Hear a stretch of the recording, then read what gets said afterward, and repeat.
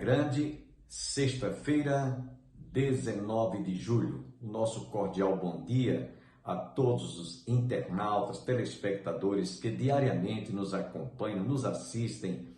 Eu espero que nessa manhã o seu coração seja profundamente enriquecido e abençoado pela palavra que dentro de instantes ministraremos. Portanto, continue conosco. Mas antes, quero deixá-los com o cantor de saudosa memória, Luiz de Carvalho, interpretando a música Eu Vejo o Teu Poder, Senhor.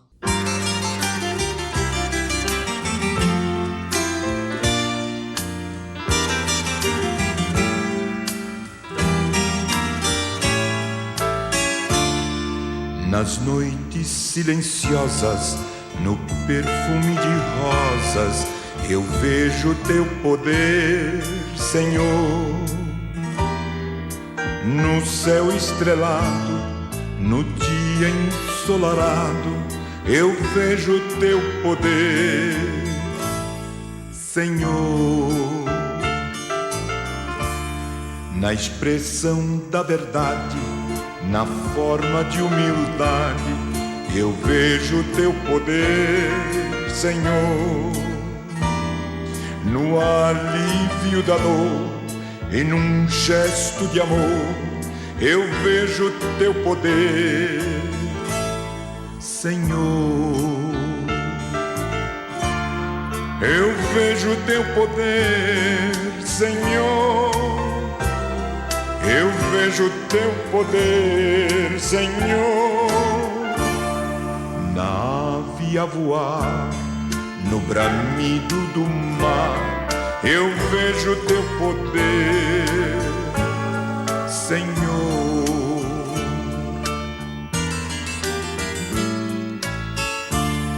No puro pensamento, no fiel sentimento, eu vejo teu poder, Senhor.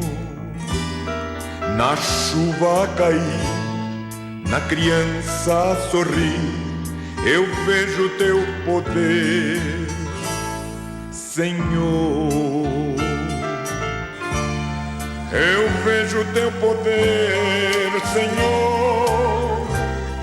Eu vejo teu poder, Senhor.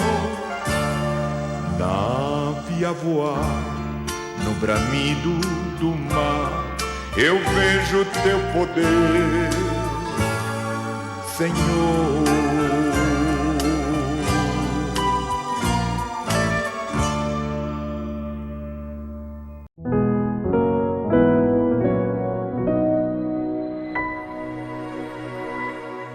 Vamos abrir as nossas Bíblias na carta de Paulo aos Romanos, capítulo 3, e os versículos 21, 22 a 24.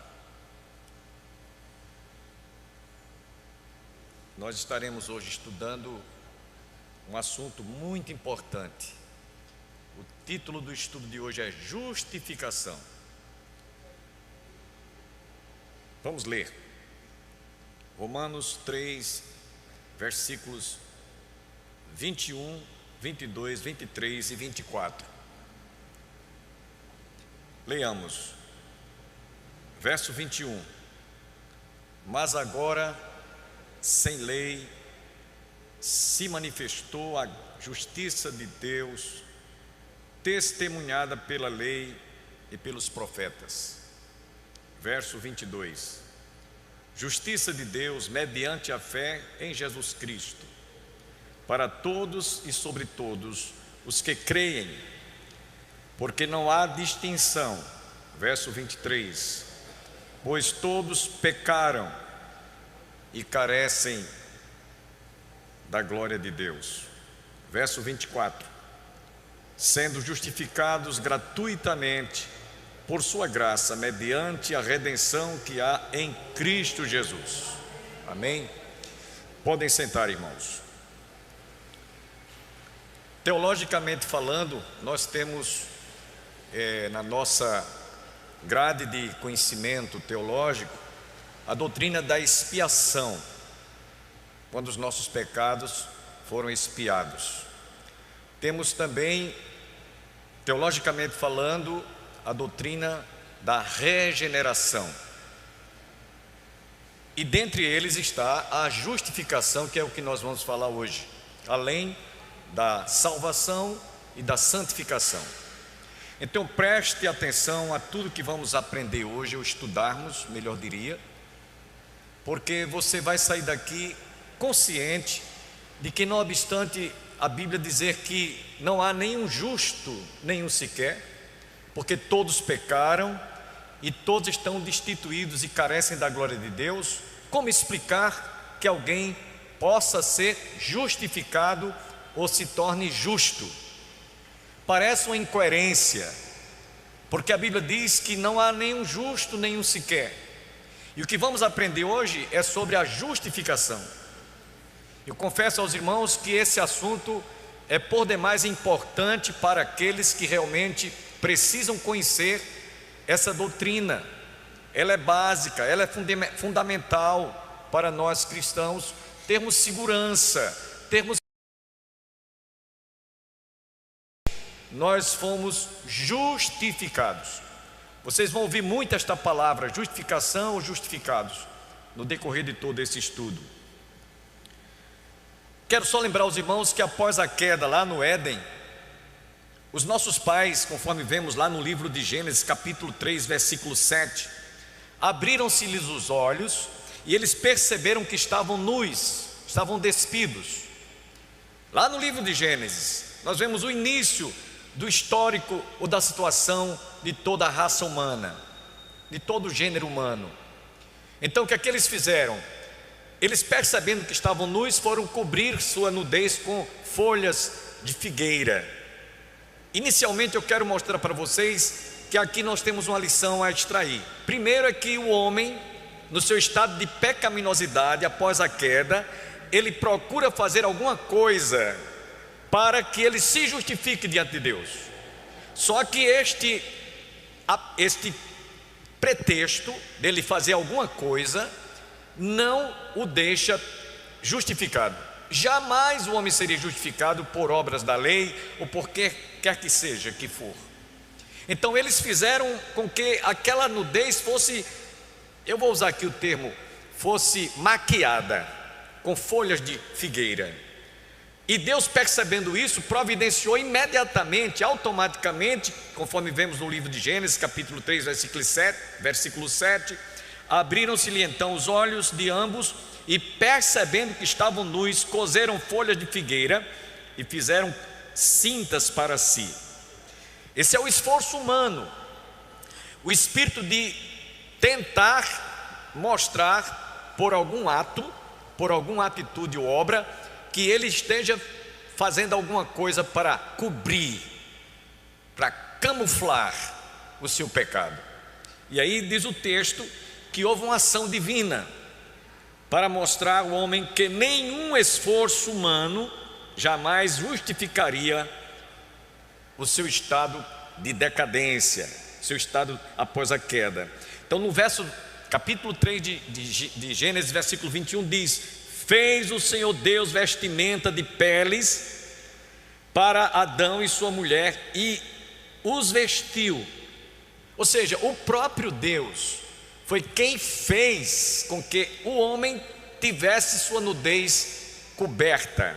Nós vemos aqui uma outra lição, é que a justificação não depende de nenhum esforço humano, de religiosidade, de alguma coisa que o homem tente fazer para cobrir o seu estado de pecaminosidade ou justifique diante de Deus. Nada vale. A melhor religião do mundo que você possa imaginar jamais levá-los aos seus adeptos a se justificarem. O próprio Deus é quem realiza a justificação. Olha cá, preste atenção. Deus providenciou de pele de um animal cobrir a nudez daquele homem, dos nossos pais, Adão e Eva. Quando nós entendemos que houve um animal foi sacrificado para que o homem pudesse obter, por uma providência de Deus, o seu estado de nudez ser coberto, nós vemos aqui que houve o sacrifício de um animal, O sacrifício desse animal, por sua vez, serviu para cobrir a nudez dos nossos pais. A Bíblia diz inicialmente que sem derramamento de sangue não pode haver remissão de pecados. Então o próprio Deus providenciou, o próprio Deus executou, o próprio Deus providenciou o sacrifício de um animal para que ele pudesse ser vestido ou sentir-se justificado. Nós vemos ali logo no início do livro de Gênesis um versículo, uma passagem que aponta para um dia, porque a partir dali, todas as vezes que os nossos ancestrais pecavam, eles tinham que oferecer o sacrifício de um animal, tinha que haver derramamento de sangue para libertação, para perdão, remissão dos seus pecados. Então, dali para frente, passaram a cultivar essa cultura que lá em Gênesis Deus mostrou. E todas as vezes que alguém cometia algum pecado, ia ao sumo sacerdote, dizia: olha, eu cometi esse pecado, essa infração, porquanto estou trazendo aqui esse cordeiro. E aquele cordeiro apontava para Jesus, que mais tarde, apresentado por João, disse: eis o cordeiro de Deus que tira o pecado do mundo. Então nós vemos aqui, logo no início de Gênesis, no primeiro livro da Bíblia, essa passagem que fala com muita clareza que foi Deus quem providenciou o sacrifício de um animal. Não foi o homem que fez, foi o próprio Deus. É claro o texto, o próprio Deus foi quem preparou, através do sacrifício de um animal, peles para servir de vestimenta, e aquele animal, portanto, foi sacrificado, para lembrar o que está escrito lá em Hebreus capítulo 9, versículo 22, versículos a parte C: e sem derramamento de sangue não pode haver remissão de pecados. Então deu para você já ter um preâmbulo nessa introdução de que o sacrifício de um animal, providenciado por Deus e não pelo homem, foi que pôde levá-lo a se sentir justificado. A definição desta palavra justificação, o termo significa quitar. Quitar. Você está com a promissória de um valor inestimável, de uma conta que você não tinha como pagar, seria uma conta, um valor avultado, impagável, e você chega para o credor diz para eles: eu não tenho como pagar essa dívida. E aí o credor pega essa dívida, simplesmente, eu vou usar aqui, eu já usei essa figura algumas vezes, ele simplesmente rasga e diz: você não me deve nada, sua dívida está quitada. Foi isso que Jesus fez lá na cruz do Calvário. Por isso que ele, quando estava crucificado, ele disse: tudo está consumado, você não deve mais nada, eu derramei o meu sangue para justificar a todos que creem em mim e na minha palavra. Então, o estado em que o homem se encontra, de decadência, desde a queda, o homem está perante este réu, está perante o justo juiz, e ele, ao invés de receber a sentença condenatória, ele recebe a sentença de quitação. Coisa linda, né? Quitação, você não me deve mais nada, tudo foi pago. Então, meus irmãos, Paulo afirma isso no texto que nós lemos. Aliás, em todo esse capítulo que nós lemos, capítulo 3, capítulo 5, capítulo 6 da carta de Paulo aos Romanos, bem como nós vamos também ver outros apóstolos fazendo uma citação similar, fazendo como uma espécie de uma conexão desta doutrina que é a justificação. No iniciozinho que nós lemos, Paulo diz aí no versículo 24: sendo justificado gratuitamente por sua graça, mediante a redenção em Cristo Jesus. Observe o que é que Paulo afirma aqui no versículo 24, que eu li para vocês agora há pouco. Então foi de forma gratuita, por isso que a Bíblia diz: pela graça sois salvos. Então é de graça, você não pagou absolutamente nada. Eu quero só lembrar o ladrão da cruz, estava condenado a ser executado, como Jesus também o foi, e o outro ladrão que estava ao seu lado. Mas no momento em que ele teve uma introspecção e avaliou seu estado de pecaminosidade, de perdição, de perdido, ele era um ladrão, estuprador, era um homem de alta periculosidade, mas naquela hora ele voltou-se para Jesus e disse: Senhor, lembra-te de mim quando entras no teu reino. Jesus disse: hoje mesmo estarás comigo no paraíso. Se a salvação dependesse de alguma obra que aquele ladrão poderia oferecer, não tinha como oferecer, porque ele estava já vivendo os últimos momentos, os últimos instantes da sua vida. Ele não tinha mais que fazer nada. Se fosse pelas obras, Jesus no mínimo iria dizer: filho, você fez alguma boa obra para merecer a salvação? O homem só tinha na sua folha, vamos usar aqui, folha corrida da polícia, só tinha crime. Não tinha nenhuma boa obra, se é que fosse pelas obras que ele merecesse a salvação. Mas ele apelou para Jesus: lembra-te de mim quando entras no teu reino. Eu quero até abrir aqui um parênteses, que no céu a gente vai ter muita surpresa. Eu tenho feito cerimônia de pessoas que até então não eram evangélicos, não confessavam a sua fé em Jesus, e elas foram acometidas, algumas delas em doença com estado terminal, o último mais recente, alguns irmãos aqui acompanharam, e nos instantes finais desta pessoa partir para a eternidade, ela confessou a Jesus, ela creu em Jesus, ela arrependeu-se dos seus pecados, e ela chegou a fazer essa declaração: se eu tivesse conhecido desde a minha infância, eu não tinha feito tanta coisa errada. Quanto tempo eu perdi? Mirna, filha da irmã Maria Digna, foi esse o depoimento que aquela jovem fez. Quanto tempo eu perdi? Se eu tivesse conhecido Jesus desde a minha infância, não tinha feito tanta coisa errada. Meus irmãos, nós vamos ter muita surpresa nos céus, viu? Pessoas que você imaginaria que jamais ela iria para o céu, você vai chegar lá e vai vê-los, vai encontrá-los, porque como aquele ladrão se converteu instantes antes de partir para a eternidade, muitos fazem essa confissão de fé momentos antes de partir. Então, aquele ladrão recebeu automaticamente a salvação gratuita oferecida por Jesus: hoje mesmo estarás comigo no paraíso. No versículo que nós lemos, verso 24 diz: sendo justificados gratuitamente por sua graça, mediante a redenção em Cristo Jesus. E no versículo 25, ele diz: a quem Deus propôs no seu sangue como propiciação mediante a fé, para manifestar a sua justiça, por ter Deus na sua tolerância deixado impunes os pecados anteriormente cometidos. Eu já falei isso aqui para vocês. Um professor nosso em sala de aula dizia muito isso, falando sobre essa temática, e eu nunca mais esqueci dessa frase. Ele disse: no céu não vai entrar pecadores arrependidos. Isso chocou a turma, nós éramos calouros.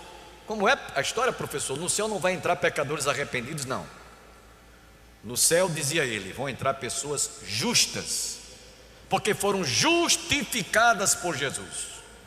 Aquele ladrão, quando chegou no céu, não chegou como um ex-ladrão, como uma pessoa que, embora que ele o fosse, mas quando Jesus entrou com ele, eu até acredito que de braços dados com ele assim, ou talvez até no ombro, entrou um homem justo, justificado pelo sangue que foi derramado na cruz do Calvário. Por isso que Jesus disse: hoje mesmo estarás comigo no paraíso.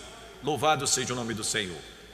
Então, isso é importante, ou seja, todo aquele que constitui Jesus como o Cordeiro de Deus que tira o pecado do mundo e crê na crucificação de Jesus como sendo única e toda suficiente para que o homem obtenha o perdão dos seus pecados, esteja livre da sentença condenatória, e assim como o Cordeiro no Velho Testamento servia para expiação dos pecados de quem estava oferecendo aquele sacrifício, assim também Jesus expiou os nossos pecados quando derramou o seu sangue. Então hoje, meus irmãos, a nossa dívida com Deus foi quitada. Louvado seja o nome do Senhor. Você não deve nada. Tem mais uma coisa: Deus nos vê hoje como se nós nunca fôssemos pecadores. A justiça de Deus, a justificação de Deus, satisfeita em Jesus plenamente, nosso representante, como Jesus nunca pecou, embora nós tenhamos pecado, mas quando Ele nos justifica, Deus nos vê como se nós nunca fôssemos pecadores, nunca houvéssemos cometido pecados. Você pode até dizer, mas pastor, a gente ainda peca hoje, mas temos um advogado. Amém, meus irmãos? Ele está sentado à destra de Deus Pai, intercedendo por nós, por mim e por você. Ou seja, todo aquele que constitui Jesus como seu único e todo suficiente Salvador, o enviado de Deus, porque Jesus foi enviado de Deus, o Pai, recebe não apenas o perdão, não apenas a remissão dos seus pecados, mas inclusive o sacrifício de Jesus nos outorga o direito ao penitente não apenas ver a sua dívida quitada, como também ele se vê diante de Deus como se nunca houvesse cometido pecado. Jesus pagou a nossa dívida, amém, meus irmãos? Ele pagou a nossa dívida. E Jesus, através do seu sacrifício, sendo Ele justo, morreu para que nós fôssemos justificados. Ele justificou-nos porque a causa dele ter morrido foi exatamente para que nós pudéssemos receber a expiação ou a justificação, a regeneração, a salvação e a santificação. Isso tudo podemos dizer, uma sequência daquilo que você recebe de graça sem precisar fazer nada, absolutamente nada. Amém, meus irmãos? E essa justiça de Deus, ela está também, não só nesse capítulo que eu li para vocês, esses 4 versículos, mas ela está em toda a carta praticamente em toda a carta de Paulo aos Romanos. No capítulo 5, no versículo 7 e o versículo 19, você pode inclusive abrir a sua Bíblia, você que está em casa nos assistindo, abra a sua Bíblia na carta de Paulo aos Romanos, capítulo 5, verso 7 e o verso 19. Paulo diz aí: dificilmente alguém morreria por um justo, pois poderá ser que pelo bom alguém se anime a morrer. Ou seja, Jesus não morreu por pessoas boas, nós éramos os mais miseráveis. Paulo diz inclusive de todos os homens, nós já trazemos no sangue, já trazemos o germe do pecado. Que não pense que a gente pecou depois que nasceu.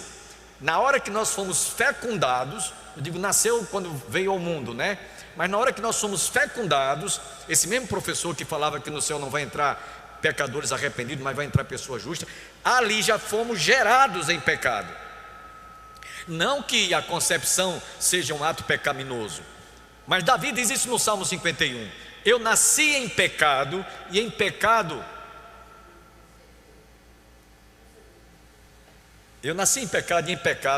eu fui gerado, minha mãe me deu a luz. Então, por mais que a pessoa imagine, mas uma criancinha está com uma semana de que nasceu, está com poucos dias que foi gerada, ainda está no ventre, mas já é um pecadeiro. Esse mesmo professor dizia, são frases que eu não esqueço nunca mais. Ele dizia isso: nós somos um pecadeiro. Assim como existe o pé de abacate, que dá o abacateiro que dá abacate, a laranjeira dá laranja, o limoeiro dá limão, assim nós, na condição de pecadores, já nascemos com este germe em nossas entranhas. Por isso que Davi disse: eu nasci em pecado e em pecado me concebeu minha mãe. Então, meus irmãos, poderíamos afirmar que a morte sacrificial de Jesus concedeu a mim e a você a justificação por justa causa, porque Ele veio como nosso Salvador, como nosso Redentor, como nosso justificador. Então a justa causa pela qual Jesus veio, nasceu e morreu e ressuscitou, foi exatamente para me alcançar, para lhe alcançar, ou tantos quantos venham abrir os seus olhos, o seu coração, para crer na palavra de Jesus. Então a justificação é mais que perdão de pecados, é a remoção da condenação. Amém, meus irmãos? a remoção da condenação. Paulo escrevendo aos Romanos, por isso que eu falei que quase que em toda a carta, capítulo 6, versículo 14, Paulo diz: justificados, pois, mediante a fé, não é? Nós não estaremos mais debaixo do domínio do pecado. Eu já falei isso aqui para vocês reiteradas vezes. Ilustrei para vocês que é como se essa página, no sentido horizontal, você e eu estivéssemos abaixo do domínio do pecado. E quando Jesus nos redimiu, houve uma inversão de posição. Nós estamos agora acima do domínio do pecado. É uma posição e uma condição totalmente diferente daquela que nós vivíamos até então, antes de conhecermos a Jesus. Paulo escrevendo também aos Romanos, capítulo 8, versículos 32 e 34, ele diz: quem intentará acusação contra os eleitos de Deus? É Deus quem os justifica. Não é o homem, não é a vontade humana, não é porque eu sou melhor do que ninguém. Paulo inclusive disse: eu sou o pior de todos os pecadores, mas Ele me amou tanto que Ele chegou a doar e entregar-se totalmente para que eu pudesse ser redimido.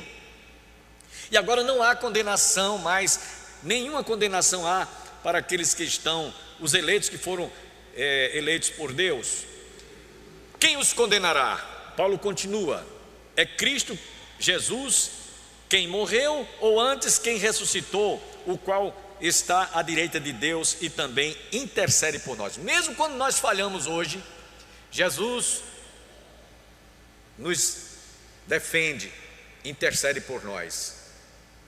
Eu já ouvi uma ilustração de um certo pastor, isso não fui eu que criei, mas ele disse que mesmo Satanás, que é o nosso acusador de dia e de noite, quando está nos acusando, Cornélio, Jesus mostra os cravos. Olha aqui, meu pai, os sinais dos cravos. Foi por ele que eu derramei o meu sangue, foi por ele que eu dei a minha vida. E ali está, portanto, feito a defesa daqueles que realmente foram justificados. Aquele que é justificado por Deus experimenta as seguintes bênçãos. Preste atenção quantas bênçãos você passa a sentir no coração. Primeiro, ele se sente agraciado pelo perdão dos seus pecados. Romanos 4, 7 e 8. Bem-aventurados aqueles cujas iniquidades são perdoadas e cujos pecados são cobertos. Bem-aventurado o homem a quem o Senhor jamais imputará pecados. Amém, meus irmãos? É algo que você apenas tem que exercer fé. Você não tem que fazer absolutamente nada. Vamos ficar devendo a continuidade desta palavra na próxima segunda-feira. Você não pode perder. Antes, porém, desejamos convidar você que reside em Campina Grande, nas imediações da Igreja do Calvário, no bairro do Catolé, José Pinheiro ou em qualquer outro bairro, faça-nos uma visita nesse domingo.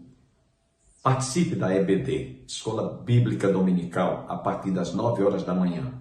À noite, às 18 horas, teremos culto divino. Você está convidado com a sua distinta família. Às terças-feiras, venha orar conosco. É bem verdade que está fazendo muito frio, mas venha se aquecer no fogo do Espírito Santo.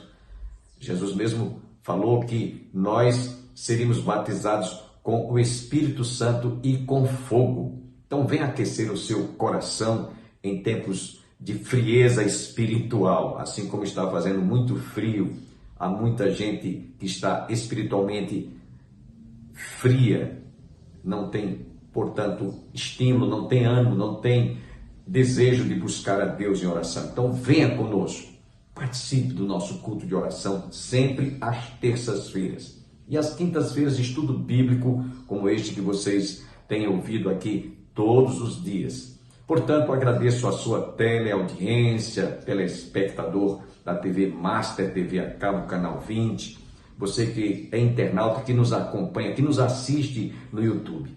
Desejamos a todos um bom final de semana e até a próxima segunda-feira, se Deus quiser.